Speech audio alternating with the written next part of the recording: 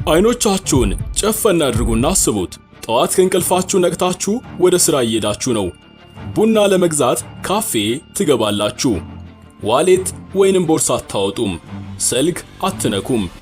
ካሜራው ፊታችሁን አበጥሮ ያይላችኋል። እናንተም ፈገግ ትላላችሁ። ሂሳቡ ተከፍሏል። ወደ ውጭም ወጣ ትሉና መንገድ ለማቋረጥ ስትሞክሩ ቀዩ መብራት በርቷል። ነገር ግን መኪና መንገዱ ላይ ስለሌለ ባቋርጥስ ምን ችግር አለው ብላችሁ ታቋርጣላችሁ። ማንም እንዳላያችሁ ታስባላችሁ። ግን ተሳስታችኋል። ከ5 ሰከንድ በኋላ በስልካችሁ መልእክት ይገባል። ሕገወጥ በሆነ ሁኔታ መንገድ ስላቋረጡ 50 ዩዋን ከባንክ ሂሳቦ ላይ ተቆርጧል የሚል። ቀና ስትሉ በጎዳናው ላይ ባለው ግዙፍ ስክሪን ላይ ፎቶአችሁ፣ ስማችሁና የመታወቂያ ቁጥራችሁ ጉልህ ሆኖ ተለጥፏል። ከተማዋ አይታችኋለች።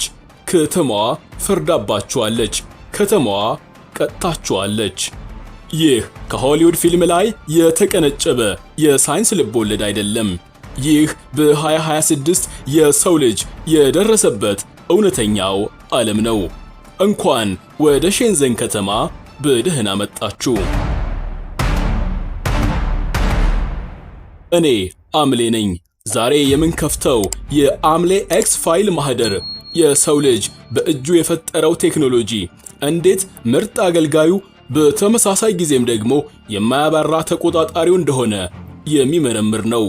እውነትን ፍለጋ ወደ ቻይናዋ የሲሊከን ቫሊ አይኖቿ ከቶውን ወደማይከደኑባት ከተማ እንጓዛለን።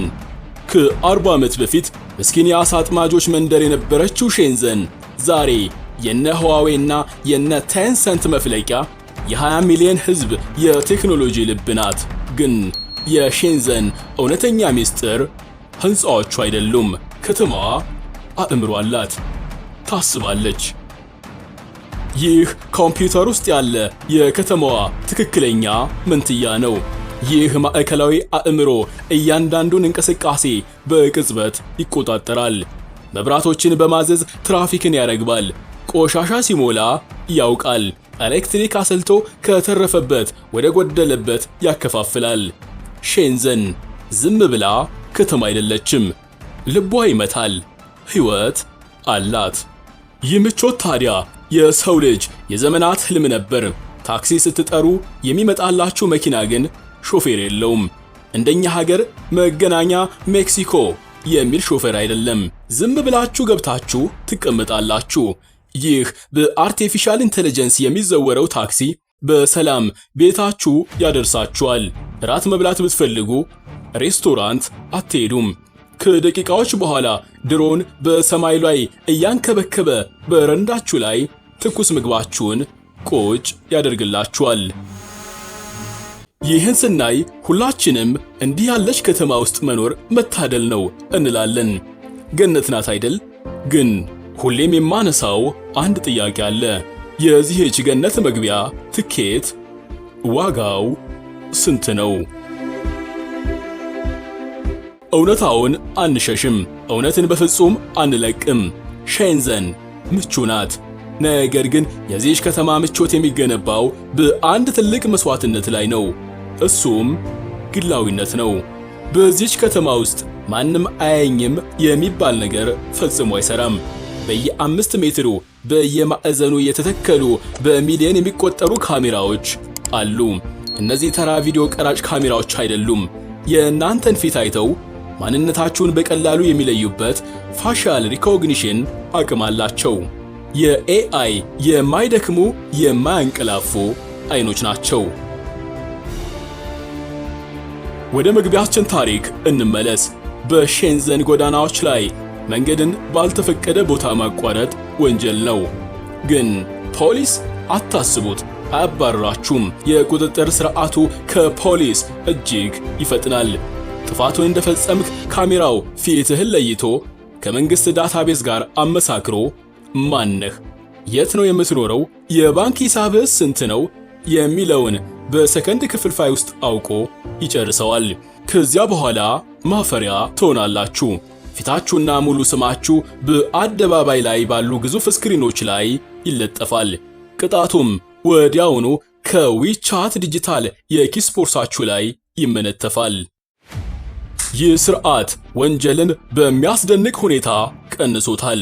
ሌብነት የለም፣ መኪና ጠለፋ የለም፣ አጭበርባሪዎች ተደብቀው መኖር አይችሉም። ይህ በጎ ጎኑ ነው። ማንም ሰው ደህንነቱ በተጠበቀ ከተማ መኖር ይፈልጋል። ነገር ግን ሰዎች ሆነን ተፈጥረን ደካሞች ሆነን እንደ ሰው እንዴት አንሳሳትም? እንሳሳታለን። ኮምፒውተር ይቅርታ አያውቅም። ኤአይ የእናንተን ሁኔታዎች አይረዳላችሁም። ማዘን፣ መቸኮል ወይንም በሐሳብ ተውጣችሁ ቢሆን ለካሜራው ሌንስ ትርጉም አይሰጠውም። እናንተ ለሱ የዳታ ስብስብ ብቻ ናችሁ። ታዲያ ወንጀል የሌለባት ከተማ ለመፍጠር ስንል እያንዳንዱን እርምጃችንን፣ የምንገዛውን ዕቃ፣ የምናገኛቸውን ሰዎች፣ የልብ ምታችንን ሳይቀር ለካሜራዎች አሳልፈን መስጠት አለብን ትላላችሁ? ከእንዲህ አይነቱ ምቾትና የሰው ልጅ ነፃነት የትኛው ይበልጣል? ሼንዘን ፊታችሁን እንዴት እንደምታነባ አይተናል። አሁን ግን ልባችሁንና ሚስጥራችሁን እንዴት እንደምትበረብር እናያለን። ዛሬ በዚህችው የቻይና ከተማ ውስጥ ወደ ተደበቀው ትልቁ ሚስጥር ዘልቀን እንገባለን። በሼንዘን ውስጥ እንዲሁ አይኖርም። የተለየ መስፈርት አለው።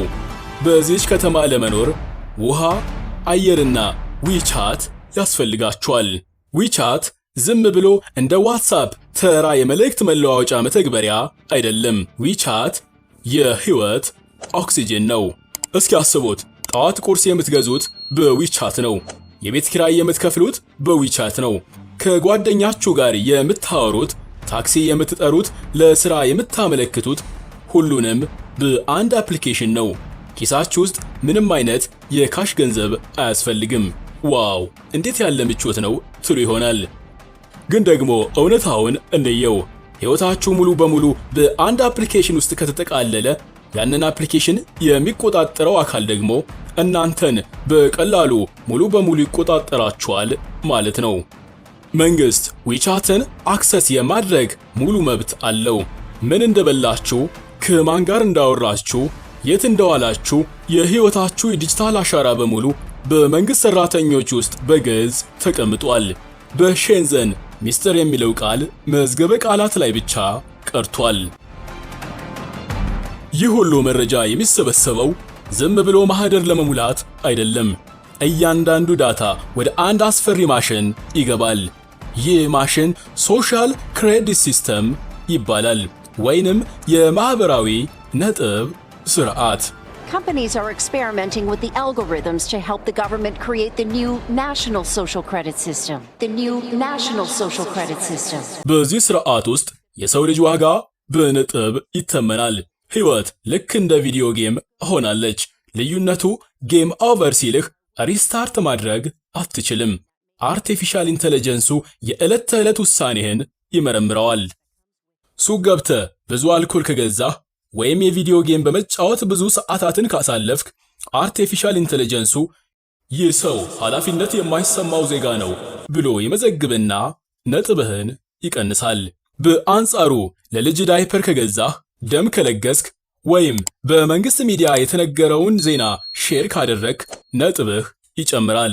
ጥሩ ዜጋም ተብለህ ትሞካሻለህ።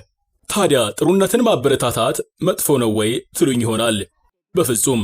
ነገር ግን የሞራል ሚዛኑን የሚሰፍረው ኮምፒውተር መሆኑ ነው ትልቁ እንቆቅልሽ። ነጥባችሁ ካነሰ የቅጣት ጅራፉ አይምራችሁም። አውሮፕላን መሳፈር አትችሉም። ፈጣን ባቡር ትከለከላላችሁ። ልጆቻችሁን ምርጥ ትምህርት ቤት ማስገባት አትችሉም። በዚህ የኤአይ ፍርድ ቤት ጠበቃ አቁማችሁ መከራከር አትችሉም። ይቅርታ አድርግልኝ ስላላየው ነው የሚባል ሰበብ አይሰራም። እናንተ እኮ አላያችሁ ይሆናል፣ ካሜራው ግን አይቷችኋል። ዳታው አይዋሽም። ሌላስ የሚያስፈራው ምኑ ነው ካላችሁኝ፣ ስርዓቱ ዜጎችን እርስ በርስ እንዲጠራጠሩ ማድረጉ ነው። ጎረቤታችሁ ቆሻሻ ከቤት ውጭ ከጣለ ወይም ሕገ ወጥ ድርጊት ሲፈጽም አይታችሁ ፎቶ አንስታችሁ ሪፖርት ካደረጋችሁ የእናንተ ነጥብ ይጨምርና የእሱ ይቀንስበታል። ይህ ታዲያ ምን ፈጠረ?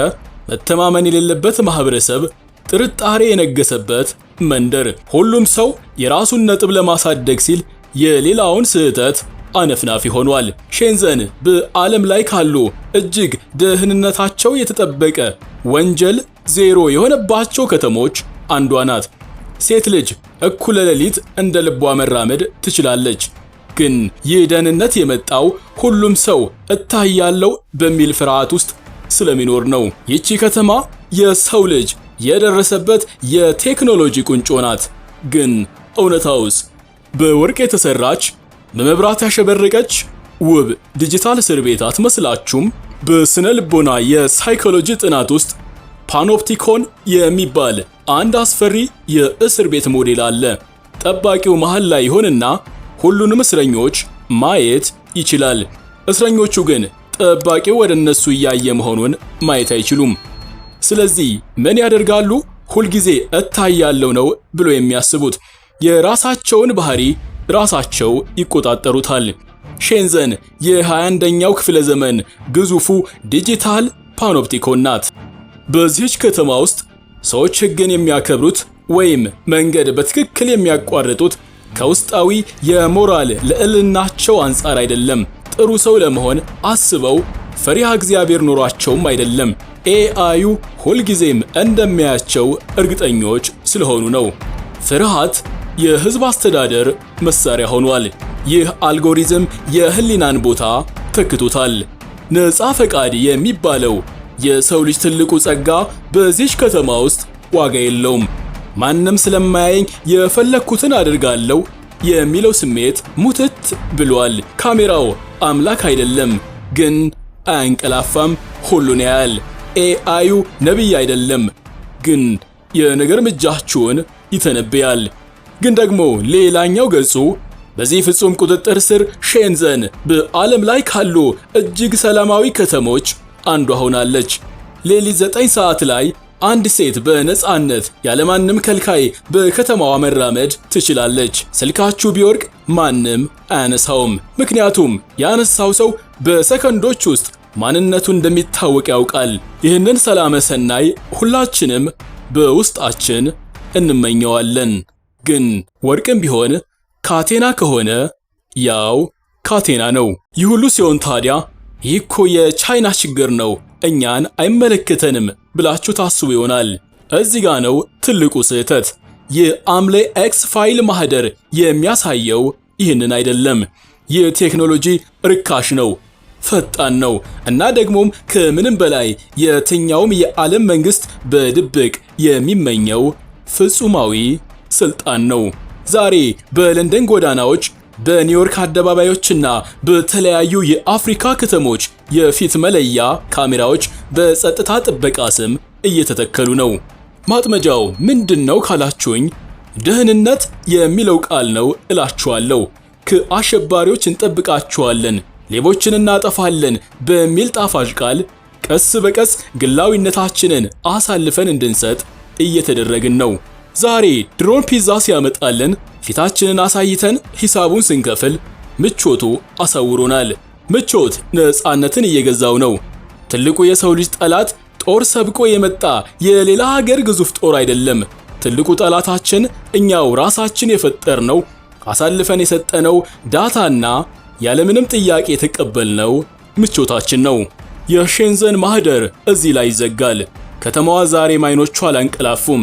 ካሜራዎቹ ዛሬም እየመዘገቡ ነው። አልጎሪዝሙ ዛሬም እየፈረደ ነው። አሁን ግን አንድ ከበድ ያለ ጥያቄ ልጠይቃችሁ። ምርጫው የእናንተ ቢሆን ወንጀል ዜሮ በሆነባት፣ ቆሻሻ በሌለባት፣ ድሮኖች በሚያገለግሏችሁ፣ ነገር ግን እያንዳንዱን እርምጃችሁን፣ የልብ ምታችሁን፣ የባንክ ሂሳባችሁን በመንግስት ስክሪን ላይ በሚታይባት ከተማ ውስጥ መኖር ትመርጣላችሁ ወይስ አደጋና ስጋት ቢኖርበትም ማንም አያኝም ብላችሁ በነፃነት የምትተነፍሱበትን የድሮውን ዓለም ትመርጣላችሁ? ጥያቄው ሲያጥር ምቾት ወይስ ነፃነት? መልሳችሁን ከታች ኮመንት ላይ ጻፉልኝ። ቤተሰብ ያልሆናችሁ አሁኑኑ ሰብስክራይብ የሚለውን ቁልፍ በመጫን ቤተሰብ ሁኑ። ይህ አምሌ ኤክስ ፋይል ነው።